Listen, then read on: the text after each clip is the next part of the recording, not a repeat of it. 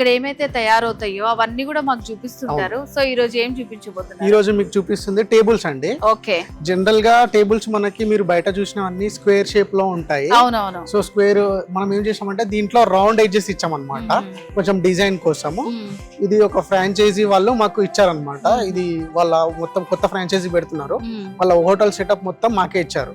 So వాళ్ళ dining ఎంత మందికి కెపాసిటీ ఉందో కస్టమర్స్ ది అంత కెపాసిటీ టేబుల్స్ మనతో చేపించుకుంటున్నారు. లోపల కిచెన్ ఐటమ్స్, వాళ్ళకి కావాల్సిన టేబుల్స్, ర్యాక్స్ అన్ని మన దగ్గరనే తెచ్చి చేపించుకుంటున్నారు.